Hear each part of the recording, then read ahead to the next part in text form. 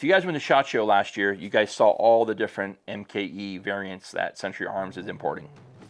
If you did not know, MKE is a Turkish defense manufacturer that is licensed by HK. They make a ton of different guns, and of course, one of those are the HK clone style rotor-delayed weapons you see here.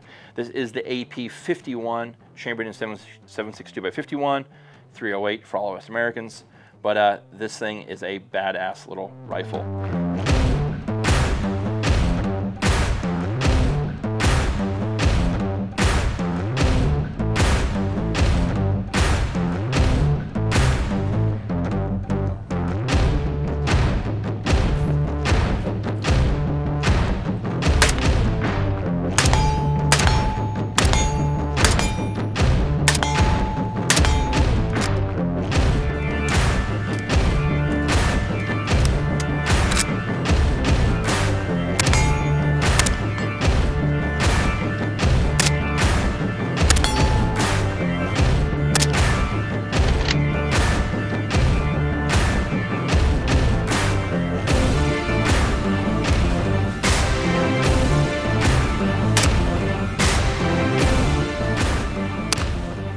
In my opinion, Century Arms is probably making the best clone HK products currently for a couple of reasons. One, the selection. There's quite a few different options in the MP5 series, the AP-53, the AP-51, the SD, the Ks, the M. There's just a plethora of different options for you based on what kind of clone work you want to do, or if you're building something in particular. You have a good selection of weapons to choose from. I'm sure that's going to grow in the future. I hope it does, because when you go to SHOT Show and you go to Century's booth, you go over to the MKE side, and those dudes got some wild shit that they could, if there's a way to get it here, it would be super cool. So, but this thing is super fun. I'll go over how it comes from the OEM side, and we'll go over what you see here today. As you guys know, and YouTube knows as well, we don't sell firearms or firearms accessories. All these are just simply accessories and things I purchased for the review of this weapon. So as I mentioned earlier, the selection of the MKE products from Century Arms. So you have the AP-5, which we've done a ton of reviews on. You can go to the channel and see that one. That's your standard MP5 clone variant. Then you have the AP-5, which is the K model, and you have the AP-5M, which is the short K with the vert shroud. You've probably seen a lot of those if you watch the unit, you're old like me, and you watch Dennis Hayes, you're Allstate dude. You've seen those in shoulder holsters and whatnot on the unit show, but the AP-5M is the shroud model, so no suppressors, no nothing like that. Grand Thumb shoots that one a lot. You'll see it on his channel. And of course you have the SD, which is the newest variant with the faux suppressor, but there's a couple of different companies now who are sourcing and building suppressor conversions, so therefore now you guys can get a poor man's SD. That would be my next gun if I can get one. I would really like to get that one SD, and that one I would probably, since RDR is an SOT Type 702, I'd probably try to work the conversion angle on that one and have me a fun MP5 SD fun gun. And of course you have the AP-53, which is the same variant of this one in the 5.56 caliber, and of course the AP-51, which is the 308, which we're reviewing today. The AP-51 is based on the iconic HK-51 PDW. If you want to know more about the HK version of it, Forgotten Weapons has a pretty cool review you guys can look at, and kind of goes over some of the design ideas from Fleming, a gentleman who was making Sears and things back in the day, who still does a lot of stuff today for MP5 conversions. But this didn't really ever see much service, especially in the US, but man, it is a fun gun to shoot. The AP-51 comes in pistol format. It comes in two versions. It comes just in the standard end cap, then it comes in a version of a tube and brace. I got the tube and brace model. This brace that came on this thing was the Strike Industries pistol brace. I probably would have rather had something horribly done to me than try to shoot that pistol brace, because it probably would have put me in the hospital. That Strike Industries brace is one of the more poor options out there in regards to pistol brace. So if you are going to get one of those, just know that you're going to want to get like an SBA 3 with some cushion on there, because the strike is just a very jagged, very ill-conceived chunk of plastic that's just super uncomfortable, very sharp edges. So again, an SBA3 brace, and if you're not going to SBR it, I SBR'd this one. That's something you're going to want to really plan ahead for, because once you get it, if you do get it with the stock and brace, the brace is not shootable. It's going to cause you more pain and damage, honestly, than it would be worth. So that's something to consider.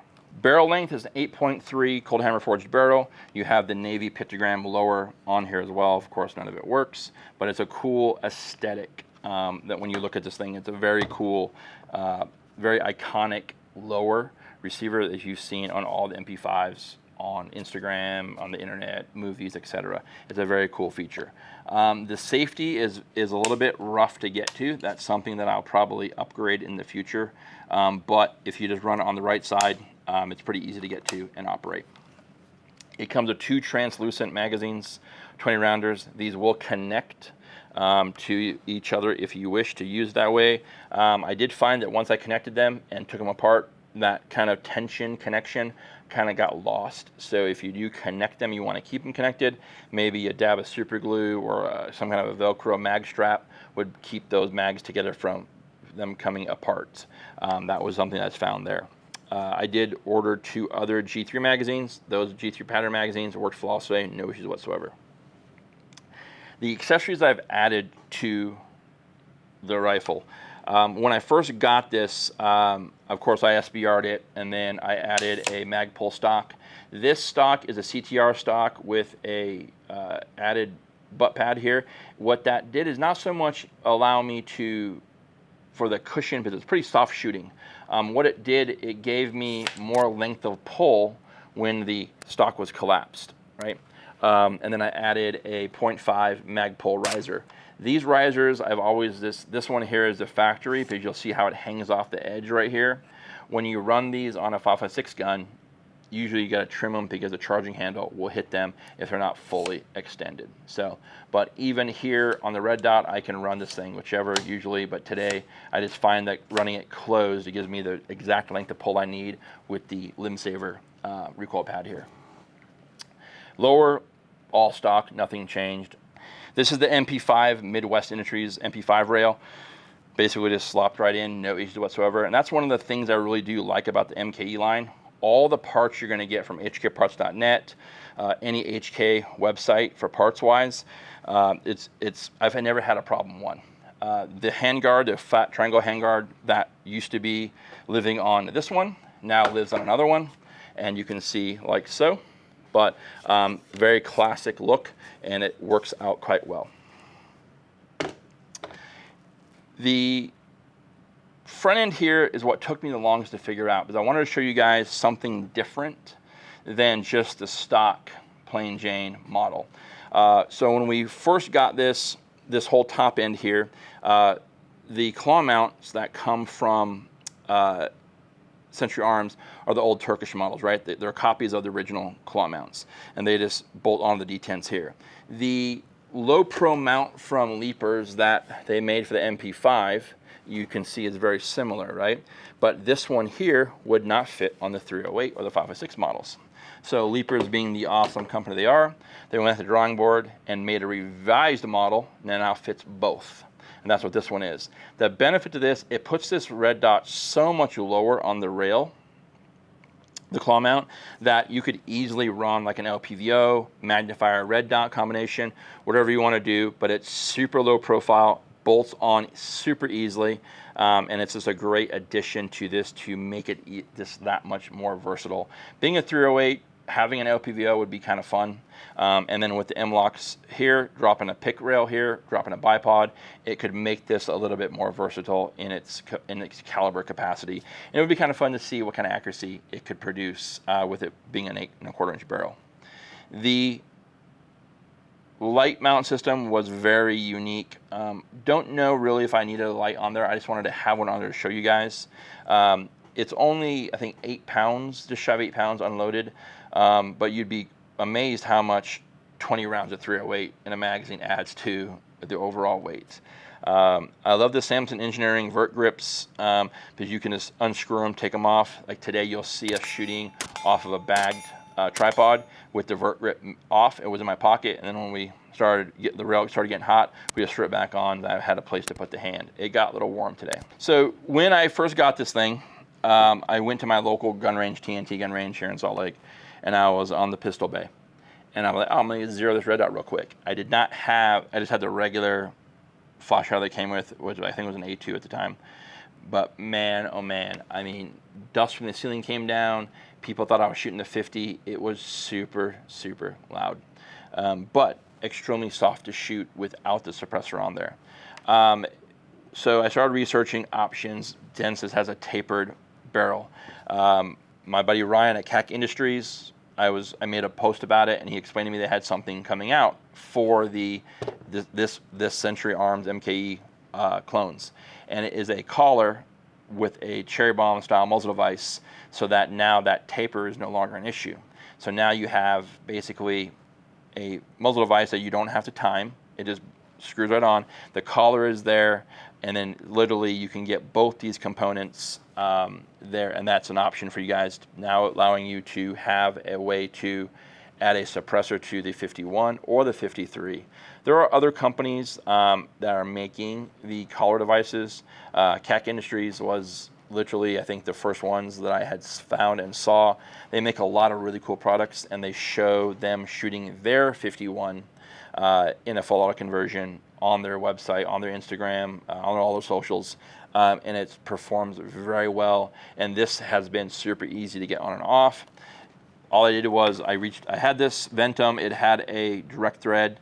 Dilden Defense had a hub adapter for me, so I contacted those guys, ordered the hub adapter there, and went over to Huck's and had them pull off the direct thread, so that way I could add the hub, and now we have a QD compatible 7.62 muzzle device that's super lightweight, front end weight, but man, these things get hot fast. It is definitely a warm can, so that is something that honestly, it is probably much warmer of any other can that I've shot. So if you guys aren't, I made a joke today, and you'll see in the video that I was wearing shorts today like a dummy. But if this had gotten me when it was slung, it would have been a significant issue for sure. Blake and I both were surprised how hot. I mean, we're talking like out here, and it was literally, if you kept your hand here, it was a little bit too warm to stay too close to. PSA, don't do as Jeff did. Smoking hot Huck's Ventum and these bad boys right here. Can you imagine the Hucksworks scar you would have by wearing shorts to the range? So don't be this guy and wear shorts to the range. God, this thing is hot. So again, that's a cool little upgrade to this. Now I have these. I would like to get the 51, or excuse me, 53, the 5.56 version. I think that'd be a fun one to shoot in 5.56 because again, weight, cost. MKE did send this out to the channel for review, full transparency. They also did send some ammo, which was greatly appreciated, but it's been a hoot to shoot. And now that you see the possibilities in its configuration with and without a suppressor, with a weapon light, with a much better mounting solution for your red dots and or LPVOs, this is a great way for you guys to kind of mess with it and try one for yourself. The LPVO, I will admit, with the front sight here, there is a little bit of shadow there, but again, I think you're going to be fine without it. I don't even notice it with the red dot, but that's an option for you. And then of course, if you want to go taller mounts, you can go a little bit of a higher cheek riser, because that drop off does affect getting a good connection to the rifle.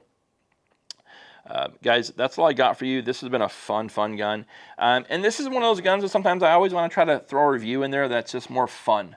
Sometimes I feel maybe I'm a little too serious, and I'm always trying to review guns that have practical application or, you know, a use, whatever.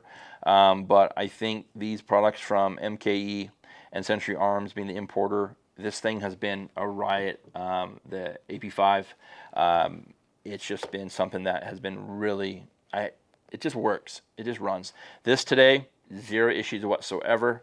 It ran like a champ. It's fun, 308, and this little guy right here, it's just a wild, fun ride. But again, that's what I got for you guys on this MKE imported by Century Arms AP-51, the 762x51, 308 for us Americans. If you like what you see, like, share, subscribe. Until next time, be well. Take care.